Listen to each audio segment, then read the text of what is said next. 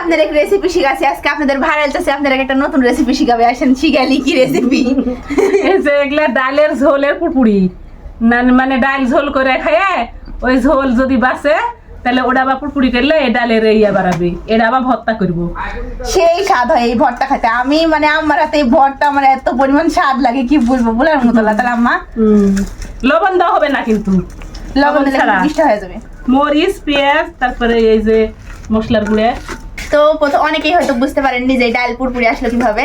তো আমার আম্মা কালকে ডাল রান্না করে রেখে দিছিল, তো ওই ডাল বেশি হয়ে গেছে, খাওয়া হয়নি। তো এই ডালগুলো নষ্ট করবে, গ্রামের মানুষেরা কিন্তু কোনো খাবার নষ্ট করে না বা ফেলা দেয় না। তো এই ডালে আমার আম্মা আজকে একদম জাল দিয়ে দিয়ে ঝোল মারে ফেলিছে। আমার আম্মা শুকনা মরিচ পুরো আছে সেই স্যান্ড বার হচ্ছে কাস্তে কাস্তে জীবন ছেন। তো ওই ডালটা মানে জাল দিয়ে দিয়ে দিয়ে দিয়ে এরকম একটা ভর্তা হয়ে গেছে ডালের। এখন আমার আম্মা শুকনা মরিচ পোড়া লিছে চুলাত আর পেঁয়াজ কেটে লিছে।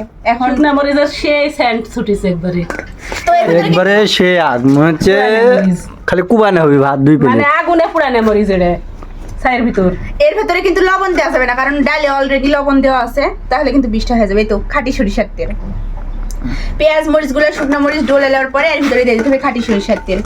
এই ভর্তা দিয়ে যারা যারা এখনো ভাত খাননি মানে খালে ফিরা হয়ে যাবে। ছোটবেলা থেকে আমার আর আমার আব্বার সেই পছন্দ এই ভর্তা। ডালের ঝোলের মানে ডালের পুরপুরির ভর্তা যদি হয় তাহলে মিতালির আব্বা মাংস দিয়েও ভাত খাবে না। সেই পছন্দ আমার। এই যে আমার আম্মা মশলার গুঁড়া দিয়ে দিল একটু জিরা আর ধনার গুঁড়া। এখন এই ভর্তা দিয়ে দিবে।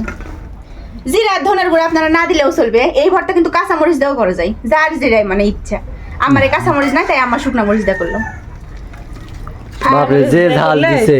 ঝাল বেশি হয় তারপরে হলো সেন্ট সুন্দর হয়।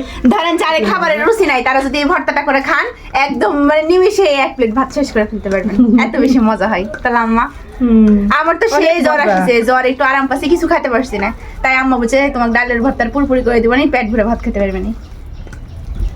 রিফাত তুমি খাচ্ছো কোনোদিন? না আমি কোনোদিন খাইনি, আজকে আমি জীবনে প্রথম দেখতেছি। জানি না জানি না আজকে আমি খাই দেখবো নি কেমন ডাল স্বাদ। মানে ডালের ঝোল জাল দিচ্ছি তখন রিফাত জিজ্ঞেস করছে যে কি এগলে।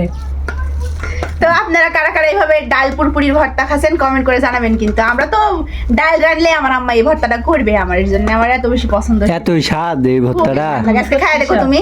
আপনারা সবাই ট্রাই করে দেখবেন। আচ্ছা মানে যারা যারা এখনো ট্রাই করেননি কিংবা যারা যারা করেছেন তারা তো জানে না, যারা ট্রাই করেননি অবশ্যই ট্রাই করে দেখবেন। তো দেখেন আপনাদের ভাইরাল চাষির ভর্তা করা দেরি হয়ে শেষ। গেছে। বাপরে দেখে তো মনে হচ্ছে লাল চলে আসছে মা, সেই স্বাদ তাহলে।